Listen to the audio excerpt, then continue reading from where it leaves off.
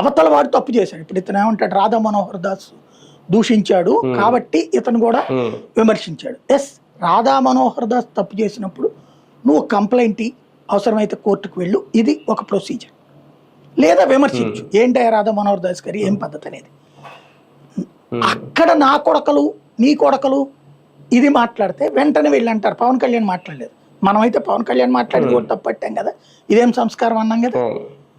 ఎవరైనా సరే నీ భావ వ్యక్తీకరణ అనేది సంస్కారయుతమై ఉండాలి.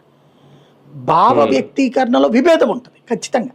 అందరి భావాలు ఒక్కటయ్యేది ప్రపంచంలో ఎక్కడా ఉండదు.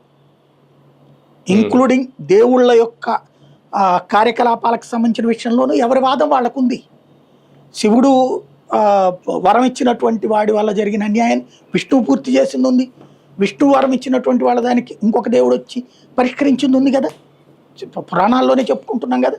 అంటే ఒకే వాదంతో లేరు కదా అక్కడ కూడా. వాదాలలో విభేదం ఉంటుంది. ఆ విభేదాల చర్చ జరగాలి. ఆ చర్చలో కన్స్ట్రక్టివ్ సొసైటీ వైపుకు పోవాలి, అంతేగాని డిస్ట్రక్టివ్ సొసైటీ వైపుకు పోకూడదు. ఇక్కడ జరుగుతున్నది ఇవాళ అనేక మంది ఈ మధ్య కాలంలో వామపక్ష ఇన్ఫ్లుయెన్సర్స్ వామపక్ష భావజాలను పెంచండి, చెప్పండి మీరు చక్కగా, నేను ఒప్పుకుంటాను. ఎందుకంటే తిండి బట్ట వసతి పేదరికం లేనటువంటి సమాజం ఇట్లాంటిది కూడా యాక్సెప్టెడ్. మీరు అది కూడా తెచ్చి చూపించండి.